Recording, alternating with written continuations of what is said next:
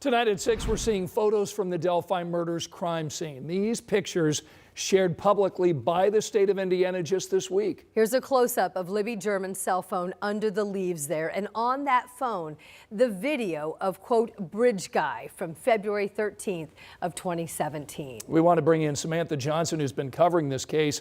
Why are we seeing these pictures today? Yeah, so you'll remember last month, the defense team filed what they called a motion to correct errors. They gave us several examples and reasons why they felt like Richard Allen's conviction should have been overturned, and that included some conflicting arguments about the cell phone that you saw in those photos. We can tell you now the Carroll County Prosecutor has filed his response.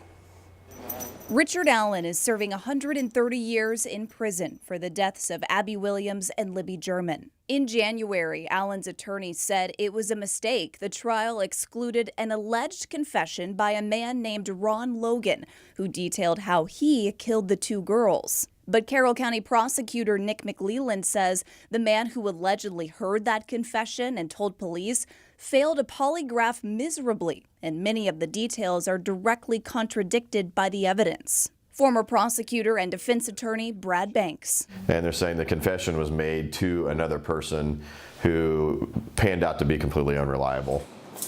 Allen spent most of his time before trial at the Westville Correctional Facility, a placement his attorneys say was, quote, plainly illegal from start to finish. They say it impacted Allen's mental health and the outcome of the trial. The state now responding, saying, quote, the motion for safekeeping does not impact the ability to have a fair trial and is not a reason to overturn the verdict. Look, this guy's in custody. He's not being given a bond.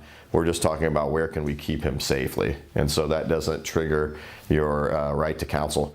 The state also shared these evidence photos of Libby's cell phone found at the crime scene. They say the pictures support their theory that water or dirt could have impacted the phone. But the defense claims that's not the case. They say someone activated it after Libby's phone reportedly stopped moving. So now the state urging the judge to reject Allen's request for a hearing or to overturn the verdict, writing, quote, the defense is not permitted to request a new trial to change strategy when their chosen path fails. So many details there. So glad that you're familiar with this case. You can sort it out for us. So great job with that. I guess the big question is now, what happens next? Yeah, so you heard from Brad Banks in that story there. He expects the judge to deny that motion, and he also expects that to happen pretty quickly.